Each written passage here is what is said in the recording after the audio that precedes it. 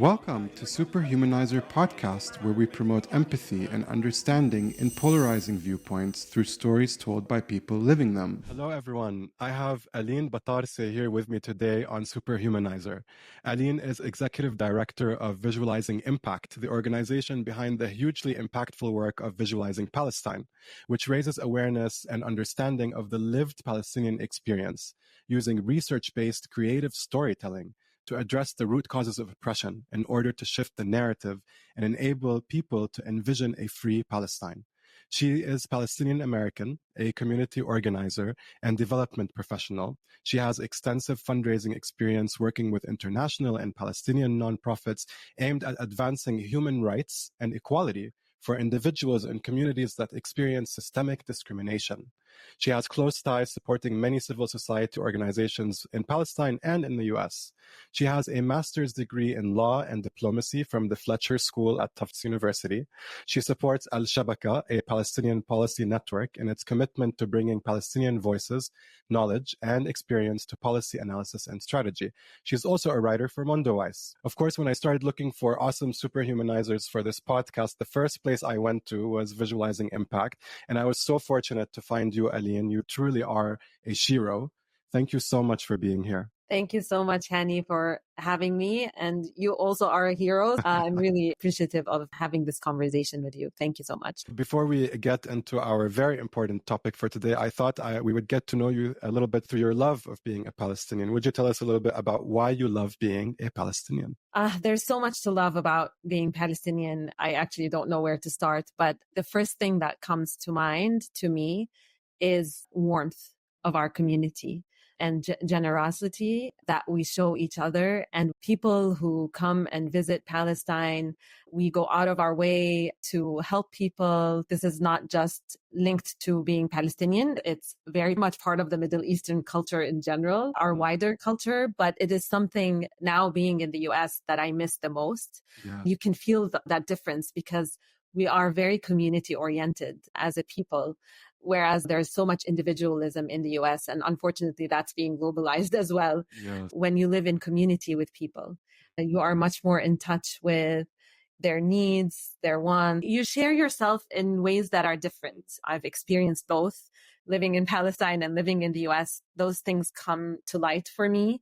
There's one story that I always remember. I was in Palestine a couple of years ago. I went to a falafel shop that is down the street from my parents' home in Jerusalem. I bought falafel and went home. And a couple of hours later, my dad comes to the house and he says, "Oh, did you go to the Ikermawi, which is a Palestinian falafel shop?" And I was like, "Yes, how come? How did you know?" He's like, "I went in, I wanted to get falafel." And he said, "No, don't get anything. Your daughter was here." Yes. You know, and he was watching out, went out of his way. Amazing. Making more money, but you don't know that your daughter came in. And wow. I had been out of the country for 8 years. So I knew he knew my face, but I didn't know he made those connections that I was who I was. I was like, wow, he still remembers me after all of those years. Yeah. This is how strong those ties are. I just love telling this story because it would never happen where I live right now. So true. They know you, your family, they care about you. It's inherent in the society. And it's beautiful to hear you say that. A lot of my Palestinian guests also talk about the beautiful, close-knit community. And also my guests who are not Palestinian, Jewish people and Americans, Europeans who went there to do human rights work. They also say they felt like they were treated like a Palestinian, which is really beautiful. Thank you for sharing that. You're welcome. The other thing that I will add is that also this gives you a sense of safety, even though it is a country that is largely unsafe because of the political situation and military occupation and apartheid. That is communal safety, that people are watching out for you all the time and go out of their way to help you. So this is all tied to me and the love that comes from our community. Beautiful. Thank you so much for sharing that. Yeah. So we got to know you through your love of Palestine. Let's now get to know you. You're such an awesome person. Tell us a little bit more about your life as a Palestinian. Of the genocide. My mother's family had been there for centuries. They live in the Armenian quarter of Jerusalem, which is quite under huge threat right now. Yes. 25% of the quarter is under threat of being taken by an Israeli-Australian developer. There's a huge story there that I won't go into. My father's family actually lived right outside of the old city of Jerusalem in 1948. they were pushed into the old city and they took refuge with the Catholic Church, gave them a home in the old city. I grew up in Jerusalem, went to school there. I studied in the US later on in life, did my bachelor's and my master's, then went back to Jerusalem and worked there for many years on women's rights, children's rights, mental health for around 9 years. Then I moved with my family, my husband and 2 daughters, to the US.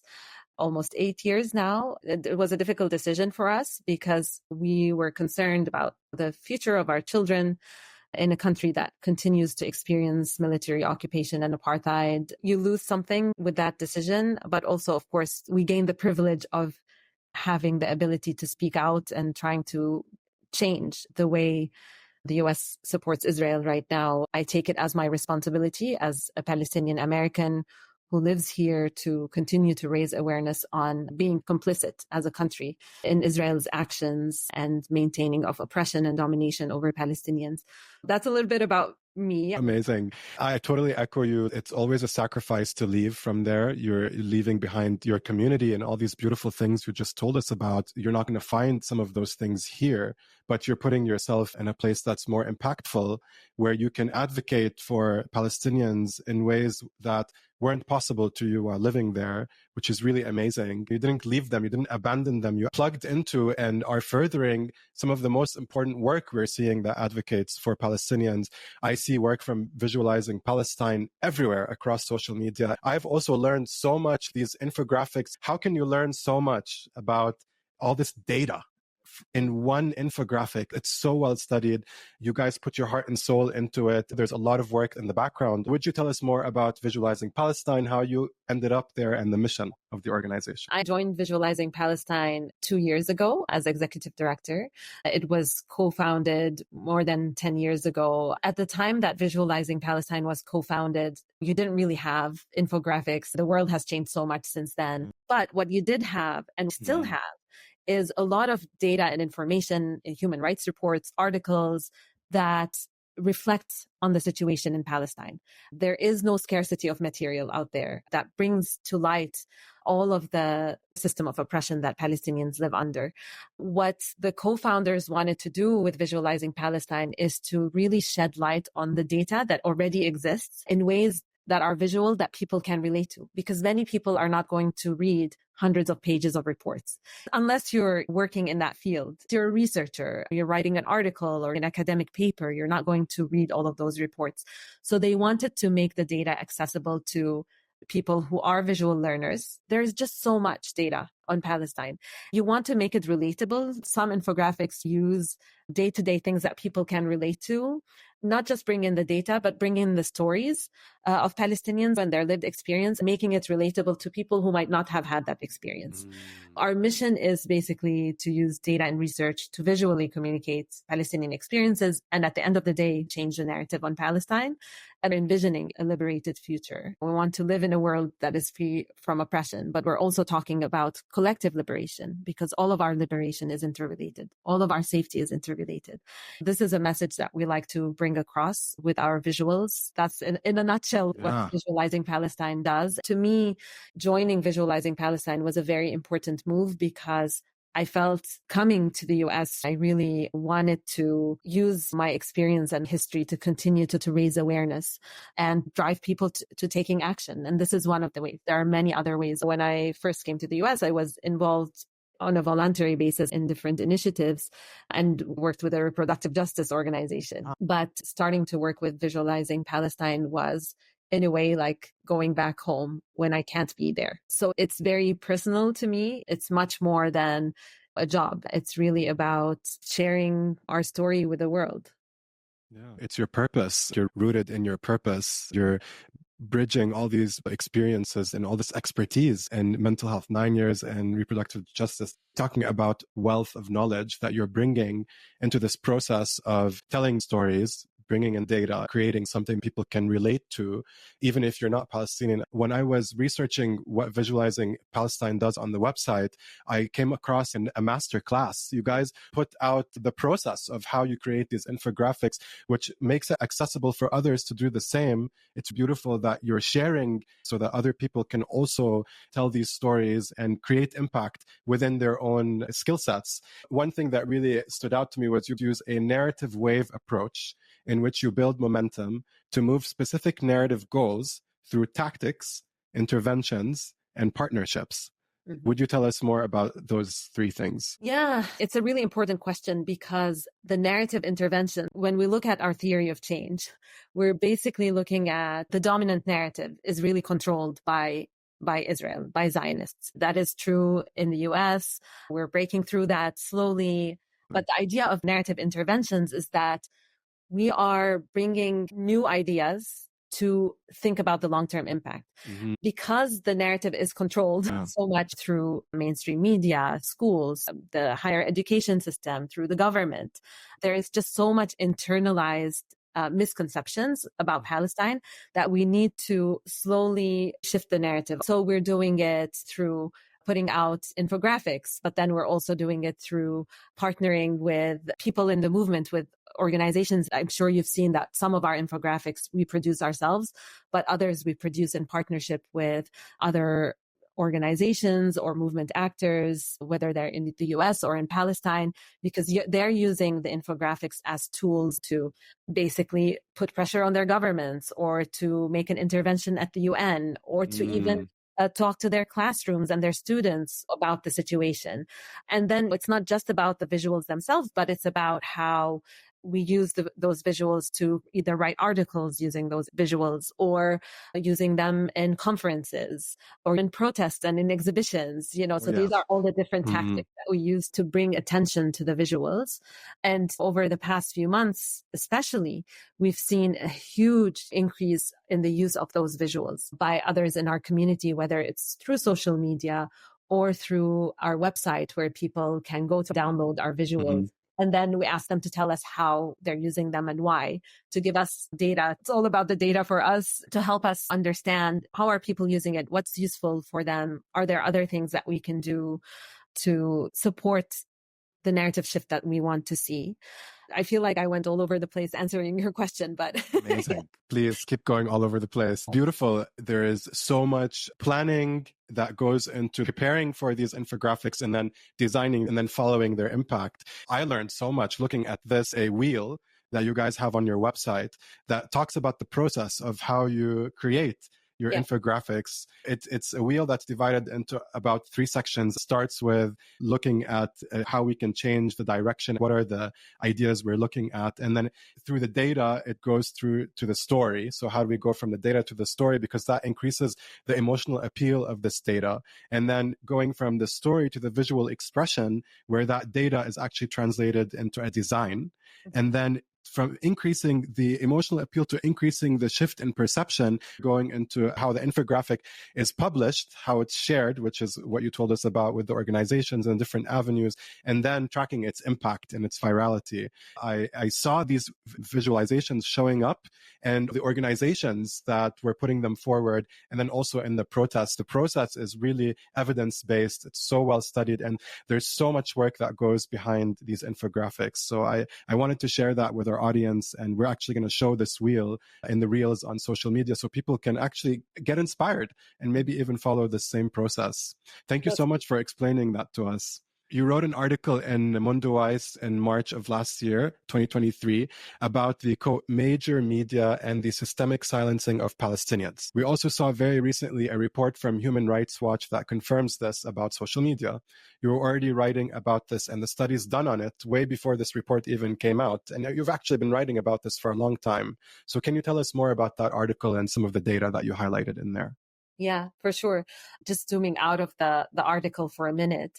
Typically, on a yearly basis, we decide what the priorities for the themes and the stories that we're going to tell that year. In 2023, we decided that one of the themes was going to be freedom of expression. And freedom of expression is such a wide topic. The reason we wanted to focus on it is because people are speaking out more, because we have more access to non-traditional forms of media, which includes social media, we've become louder, right? And during the Unity Intifada in 2021, I remember Fox News basically said that we won the social media war because Palestinians were able to access an avenue that is typically not accessed by us. Our voices are silenced.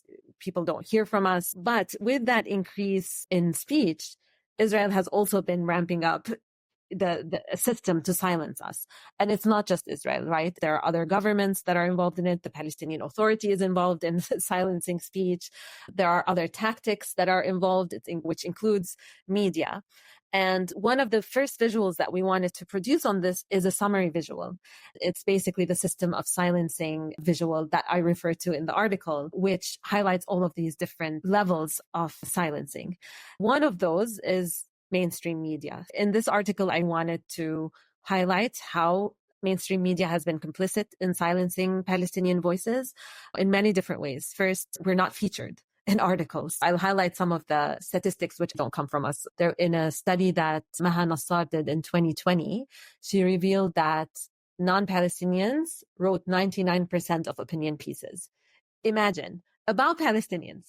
This was from 1970 to 2019. I don't have more recent statistics, but we can be sure that continues to be the case. The silencing is just so widespread and so accepted. You don't see many people questioning it. We wanted to bring attention to the statistics, but also talk about it's not just by not featuring Palestinians. It's also the way that the news reports, we're always reported on in the passive tense. Palestinians are dead.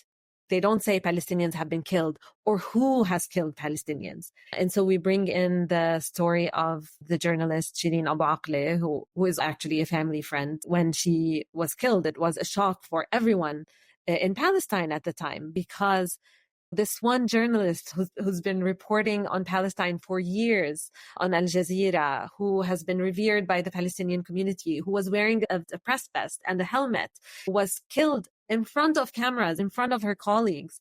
And that was still being questioned. It was still being questioned. When you have Israelis talk about someone killed, you have no one questioning them. They don't even go back and check the sources. They just report it as is. But when we have eyewitnesses even, they go and do an investigation to come to the conclusion that we give them off the bat. Reporting on Palestinians in the passive sense, obscuring who the killer is, not highlighting Palestinian voices to talk about our experiences living under Israeli oppression. So that just some of the highlights from the article. And of course, even though we have the social media as an avenue, we're also silenced there. Algorithms that work against us, posts that are taken down all the time. So the article refers to some of these things as well. As long as we refuse to be silent, I know it's difficult. I know that there's a lot of fear in our community, but the louder all of us are, the more difficult it will be to silence us. And this is partly why we wanted to put out those visuals. It's not just about raising the alarm or bringing attention to those systems that silence us, but it's also to encourage people to push back and to show cases where we are successful despite all of the efforts to silence us and to continue to oppress us. Thankfully, that safety in numbers that you mentioned in the very beginning, that safety in community and mobilizing, showing that this community does exist and it's bigger than all of these actors that are trying to suppress us. Unfortunately, it's funded by these big organizations and funders, which you mentioned actually in the system of silencing infographic. I want to highlight also, you mentioned the review of the New York Times in the same period of the Maha Nassar study was done, also showed that 98% of articles written about Palestinians were written by non-Palestinians. There's another study in 2021 by Holly Jackson at MIT that looked at anti-Palestinian bias in the New York Times during the two intifadas or uprisings in 1987 and 2000. And she concluded that over 30,000 articles that analyzed both periods, less than 50% referenced Palestine or Palestinians, while over 90% referenced Israel or Israelis. It's just ridiculous. I'm laughing about it because it's just so ridiculous that the uprisings are about the oppression of Palestinians and their plight. So many reasons why this pressure cooker resulted in the intifadas, yet 50% referenced Palestinians and 90% referenced Israelis. The narrative even made the intifadas about Israelis much more than it made it about Palestinians. And there was another report commissioned by Meta, independently actually, in 2021, that showed there was an adverse human rights impact on Palestinian users to freedom of expression, freedom of assembly, political participation, and non-discrimination, and therefore on the ability of Palestinians to share information and insights about their experiences as they were happening, which is so important. How will we know what's happening if we don't hear it from the people it's happening to while it's happening to them? And so I wanted to dissect this system of silencing infographic a little bit more because it's so powerful. There's so much in there. You really have to read every single point to understand how big this system of oppression is. It starts with Israeli policy, and then it goes on to the Palestinian authorities, the foreign governments, the funders, the universities, and then other actors, including the people that are lobbying for Israel, and then the media. There's so many elements to this. Yeah, it's a really intricate system. And exactly why we wanted to create this summary visual, because there's so much to cover. So we have anti-boycott legislation in the US. It actually started with first the federal level. It doesn't work. They go to the state level. We have more than 35 states that have anti-boycott laws in the US. Then those laws are taken as templates to repress other types of speech. The exact same templates are taken word for word. They just change anti-Israel to anti-guns or to abortion or to trans people. When we talk about how important and how interrelated all of our struggles are, this is really the gist of it. Because when we talk about a system of oppression, it's all of these actors who oppress freedoms, who are taking the same methods and using them and applying them on other communities. That's just one example. When you look at the visual, the Israeli policy aspect of system of silencing is the most intricate one. It goes from assassinations to repression of protest to mass surveillance, the Pegasus effect, using surveillance system, testing it on Palestinians and then taking it and selling it to other governments to silence speech and human rights defenders in other countries. Israel prides itself in its mass surveillance. It's a horrible way to keep people not just under scrutiny and privacy is completely out in the open, but also to silence people by making them afraid to speak out. Then we have attacks on press, like we saw with Shireen Abu Akleh, even as in this past period, the biggest number of journalists in the past 20 years have been killed over the past 3 months. And this is all going without being questioned. What they're getting away with right now is really horrible. It's always been horrible, but this is the height of the slow genocide that we've been seeing over the years is now at a heightened pace. Then, of course, political speech is deemed as anti-Semitic. Now you say one word and you're being silenced by being attacked for, even when you say genocide right now, they tell you this is anti-Semitic, and the facts speak for themselves. Listen to the speech that Israeli government officials are putting out there. Look for those quotes. We're not saying anything. It's their words and it's their actions. Yeah. Then stripping people of their citizenship, Palestinians with Israeli passports or Palestinians who have Jerusalem IDs are stripped from their residency rights as well, as was the case with Salah Hamouri a year and a half ago. Because of his political expression, he was expelled and his residency rights were taken away from him. Right now, we can't display the Palestinian flags. That's why people have creatively come up with a watermelon, So then, of course, Nakba commemoration is completely banned. It's really difficult for people even to mention their experience of displacement and the catastrophe in 1948 that resulted in more than 750,000 Palestinians being expelled from Palestine. I can go on, but there are just so many examples of how Israel restricts speech. Unfortunately, the Palestinian Authority has been very complicit. It's not representative of the Palestinian people. We call them the subcontractors of Israeli occupation in the West Bank, because they use their power to suppress dissent, whether that's on social media or in the streets. People are arrested all the time. So it's very unfortunate, the role that the Palestinian Authority plays to suppress their own community. Then we look at foreign governments. Germany is a case. Germany. What is going on, Germany? I know. Did you not learn from your past? What is happening? Yeah. Exactly. Suppression of protest. People cannot use the Palestinian flags as well. There is so much happening in Germany. And unfortunately, this shows that there has been no lessons learned from history.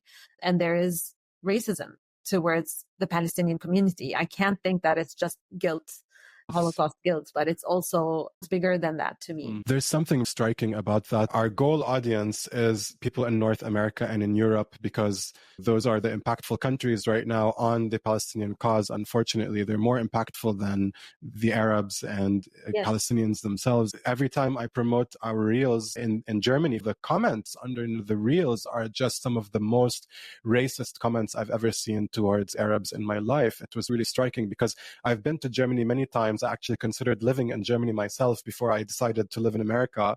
Now, looking back, thank God I didn't make that decision because I didn't realize how much racism there is towards Palestinians and Arabs until I started reading these comments. Yeah. There's just so much. It's so ingrained. It's really shocking to me that, again, there is no learning from that history, but they've played a role in other genocides as well. It's disappointing that this hasn't evolved over the years, but it's not the only country by any means. Yes, that's right.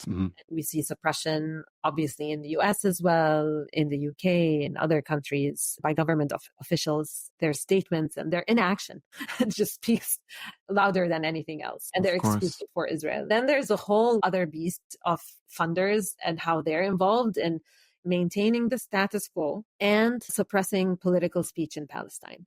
Because before the Oslo Accords, the Palestinian civil society was quite involved in the liberation movement and had a big role to play in providing services and supporting the community. Once the Oslo Accords happened, there was a shift because of funding in the way that Palestinian civil society exists.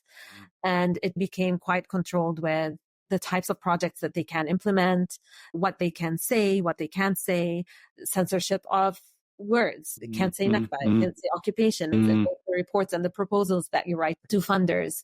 There's also the type of projects that you implement. If you want to do peace building projects, which means basically normalization projects with Israelis, that is encouraged. But if you want to do a project that focuses on human rights and exposes Israeli policies, that's not accepted. So a lot of those agendas were imposed on Palestinians.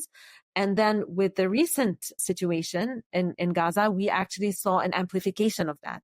So you see the Americans and European governments giving more money to Israel militarily, while at the same time, because a lot of the funders are European funders, but also American funders to Palestinian civil society, a lot of them have stopped funding very important Palestinian organizations, including in Gaza, where their work is needed the most and they're in most need for support. But again, it's one of the ways to shrink Palestinian civil society. And then in addition to that, they've introduced all those anti-terrorism laws where Palestinian civil society has to sign a clause that says that they're which is fine theoretically. But what they're doing is they're actually imposing a mechanism to monitor and report on people within their own community, to police their own community and their engagement in political activity. So it's a very intricate and horrible way to silence society. It's one of the ways that was not talked about as much because it's not as obvious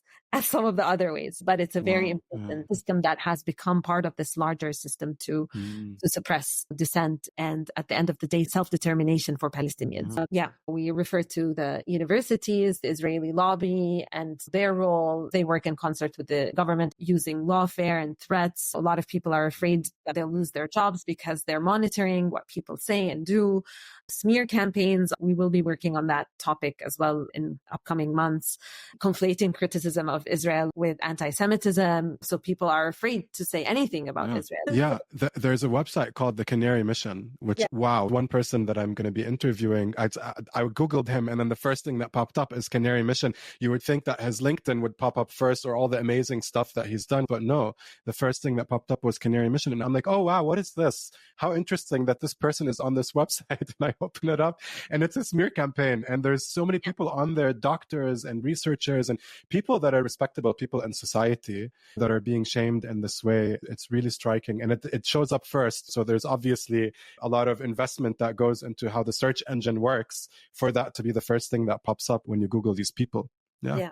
Yeah, exactly. They do this intentionally. We have university students whose photos were being taken. Yes. And I don't know if you heard about this, but with trucks going around saying this student supports Hamas or this, which is completely not true. Not true. Yeah. So it's just a really horrible way. And it's scary.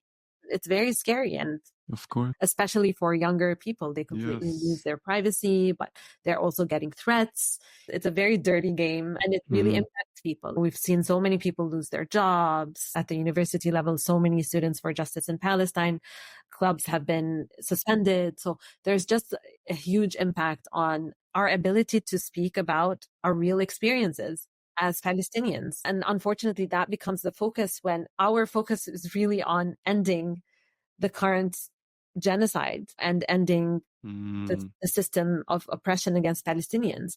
It distracts us from what we're actually trying to do. They put all their resources and power into this. At the same time, we see people that are refusing to accept. Thankfully. Yeah. Thankfully, I really feel like it's in large part because of the work you're doing and how it connects to other people's work and empowering us with data and actual science behind what's happening here. Thank you so much for going through each of these points on this infographic. There's so much more even behind each of these headlines that I just learned listening to you. And I'm sure that volumes of books can be written about this system of silencing. So I want to thank you for really taking the time to dissect this infographic for us. There's another infographic that I thought we could talk about. It's not as heavily science filled as the one we just talked about, but it definitely is very emotionally charged. You placed an ad in the New York Times, which is a representation of the too many children killed. On the Visualizing Palestine profile, there's a whole animation that goes with it that I didn't even know about until I went looking for it. Very chilling animation, creatively brilliant, emotionally torturous, where you're walked through a crowd and it tells the stories of these children as you're walking. And in the end, it says, they're not just numbers. Stop the genocide appears written in English, Arabic, and Hebrew. So powerful. What went into making that and putting it into the New York Times? We were not the ones who put it in the New York Times. We were asked to support with doing the research and the design for the ad.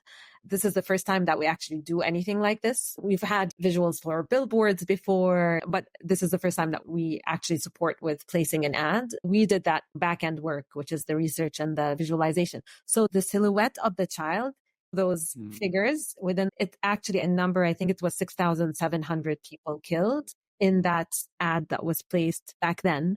And the figures in that silhouette are that exact number. So the data is also correct in that particular ad.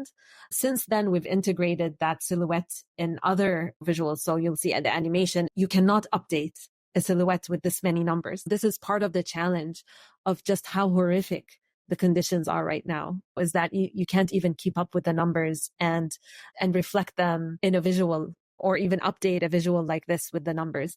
There's always aspects of the work. There's the idea, but then there is how are we going to represent this idea? What will speak to people? That's the creative process that comes with what statement we want to make. We really wanted to show the numbers and evoke the emotion with so many figures within that silhouette, but then also refer to the stories behind those numbers.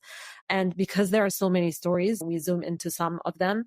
In the New York Times ad, we have some of the stories of the people. And then in the animation, you will see that we just focused on the children. We focused on the numbers of people killed. And then we zoomed into 40 of the people killed have been children so far. We talk about some of their stories, how some of them are also babies who have not even had a chance to realize their dreams, who have been killed before daring to dream. There's always this aspect of we want to bring life to the data and we want to shed light on what it means to be Palestinian and a Palestinian in Gaza right now. What does it mean to be a Palestinian child in Gaza right now. We've done several things on this particular topic, and I would encourage people to check out the visual that talks about 6 Wars Old, which has a huge focus on mental health and how children who are 16 years old right now in Gaza have gone through 6 major assaults and what that means to them, both in terms of killing childhoods, but then also to live with the trauma of going through 6 assaults within your lifetime if you're 16, or even as a child living through the conditions right now in Gaza.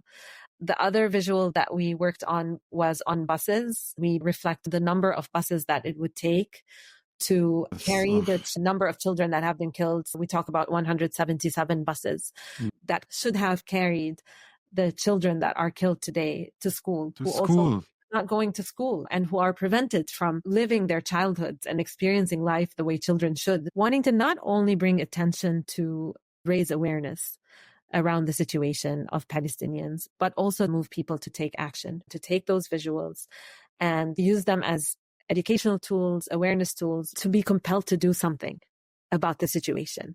We all have different roles to play. We can talk to our neighbors, our colleagues, write to the newspaper. We can certainly write and call our Congress people if people are based in the US.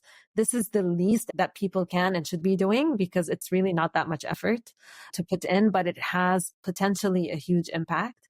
Speaking out at schools, at universities, all of this is important. We want people to take action at the end of the day, and we want to also document what is happening. It's both a privilege and a responsibility because we are witnessing what's happening in Palestine and we are archiving it because we're hoping that one day we won't have to anymore. Yes, you know, the idea is that we will have those historical records, but we want to reach a place where we're all living in freedom.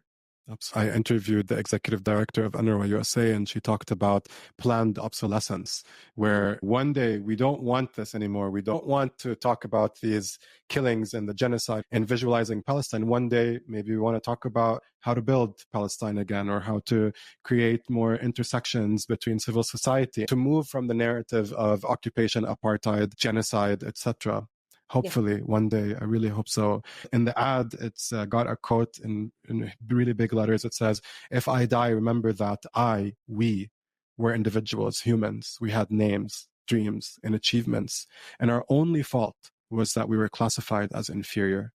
And this comes from a gentleman named Bilal al-Dabbour, who was a neurologist and posted this on Twitter before he was killed. Allah yarhamu. Thank you for dissecting that for us. I know it's not easy to talk about it. It's not easy to make it. It's not easy to research it. So I want to honor that and all that work that went into that.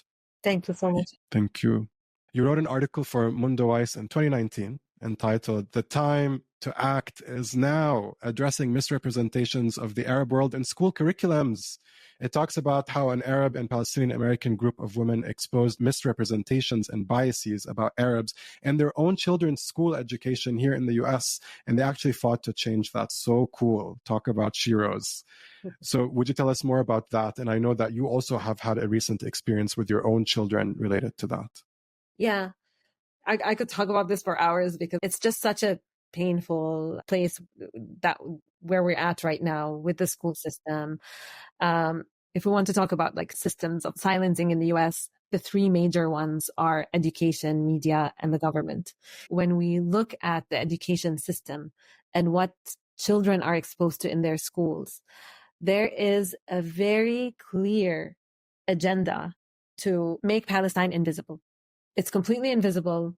Palestinians are not talked about. If we're talked about as Arabs, as terrorists. This is how Palestinians are referenced. At the same time, there is a huge focus in the schools on Holocaust education, which is totally fine.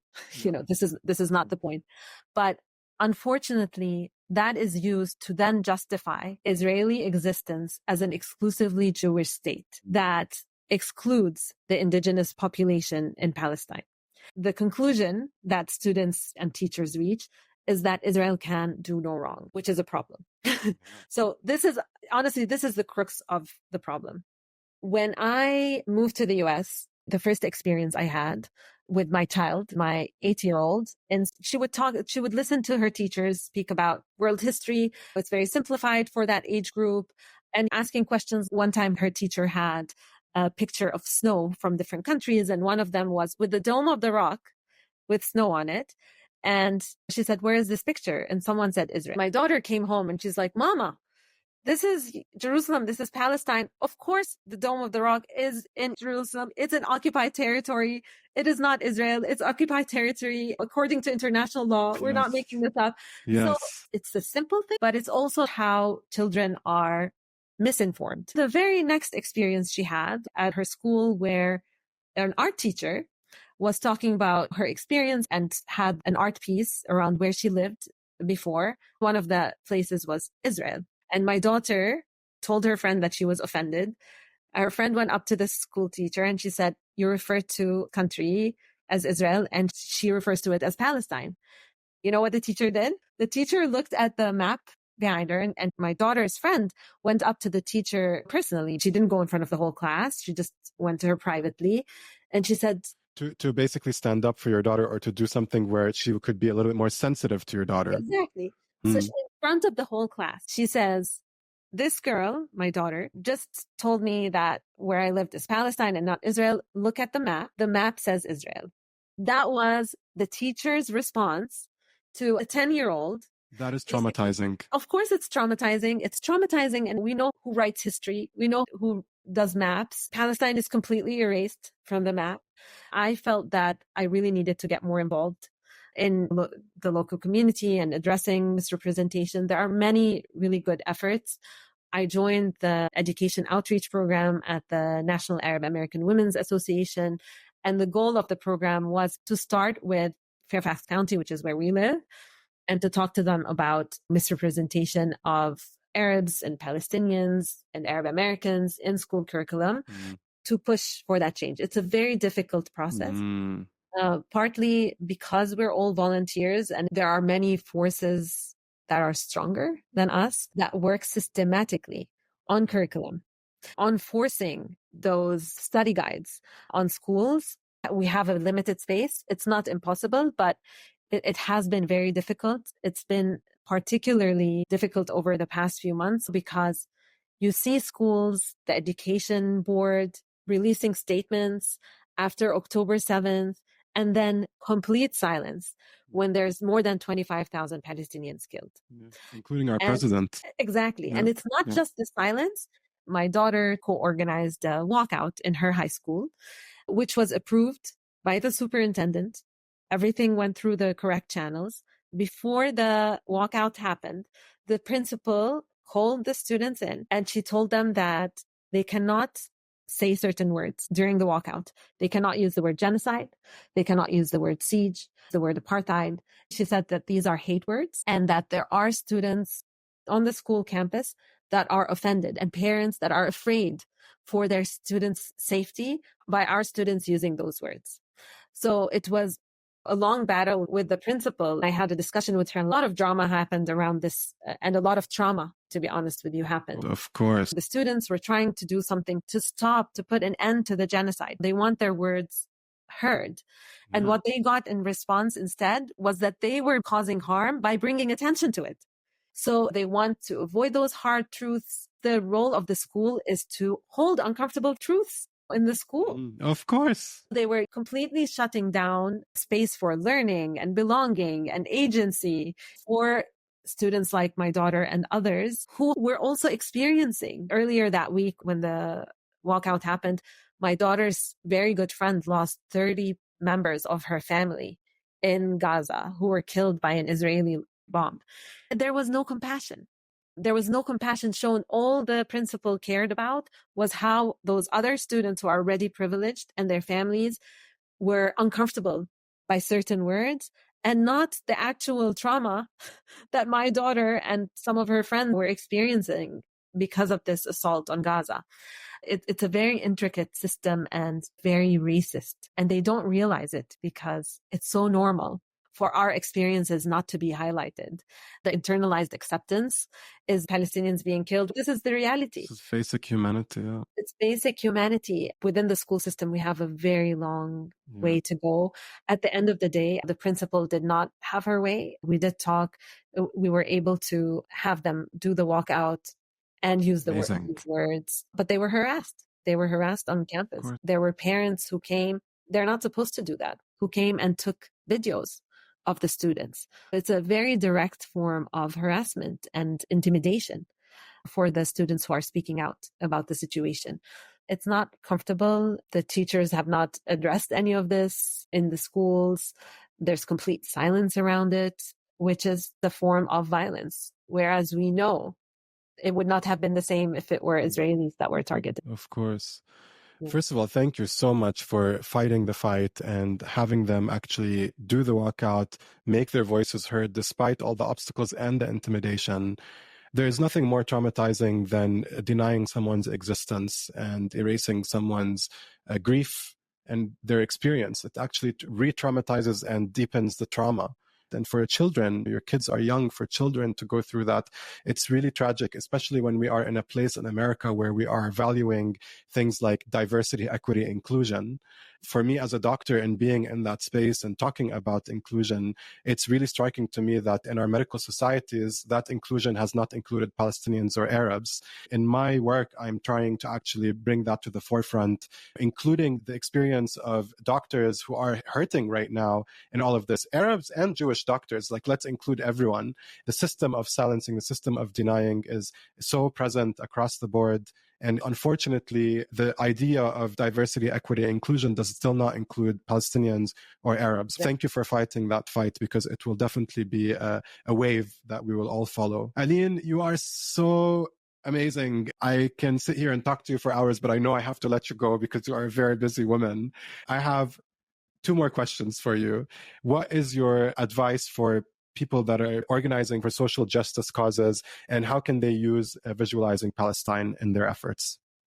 That's a great question. I think I referred to this a little bit earlier, but obviously I think it's very important. And I'm seeing how other people or other social justice groups who are not necessarily focused on Palestine have been bringing Palestine in, because we all realize how interconnected our struggles are, from the Black Lives Matter to indigenous groups, to reproductive justice groups, to environmental justice.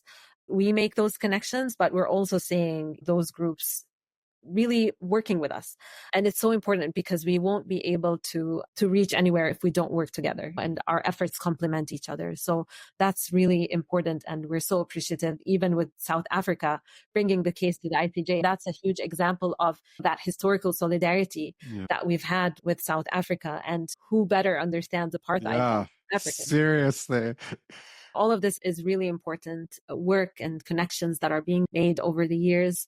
Our visuals are out there to be tools that are used by anyone, but especially social justice activists, but not only educators, students, anyone who wants to learn, who wants to educate about Palestine, and who wants to use the visuals to take action. Our visuals are available on social media, but they're also available on our website.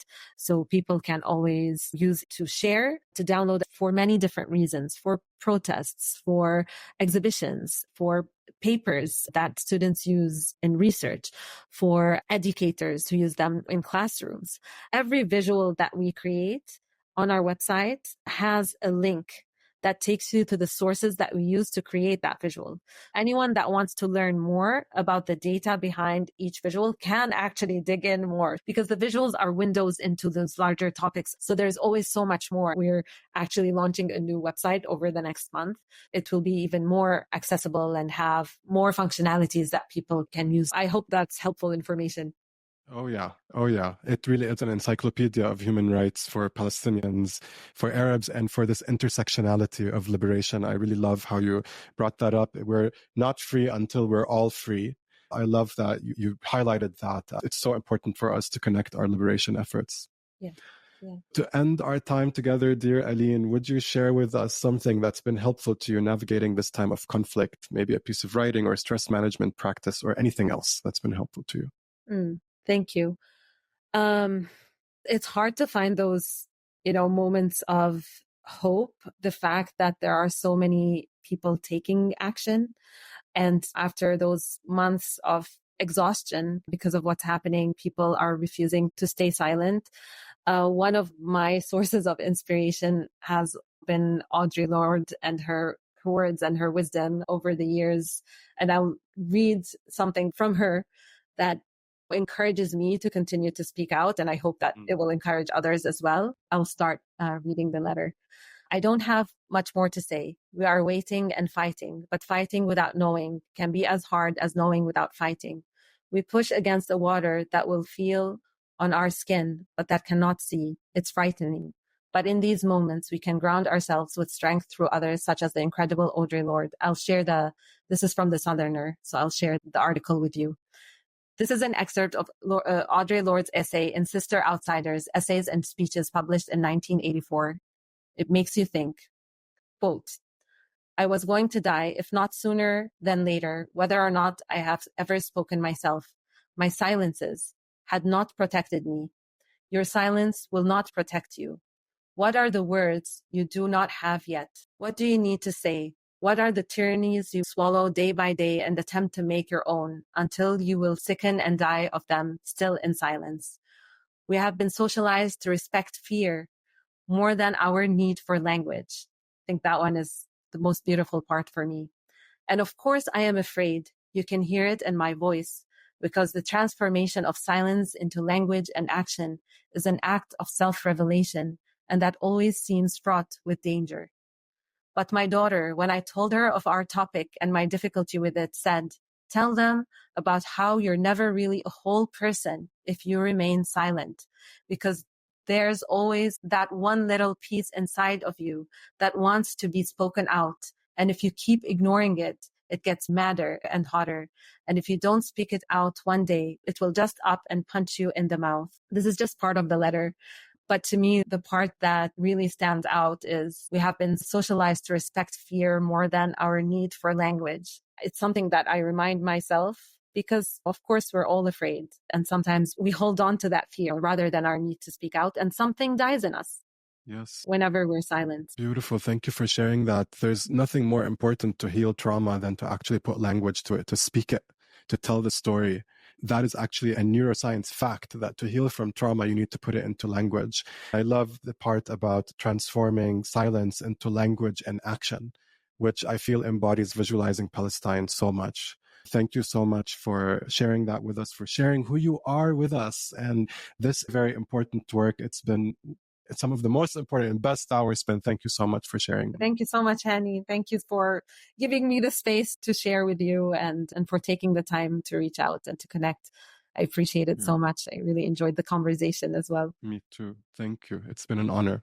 I'm just going to say a little prayer. Is that okay with you? May all beings everywhere thrive in peace and dignity, and share in all our joys and freedoms. And may we see true peace in the Middle East for all in our lifetime. Amen.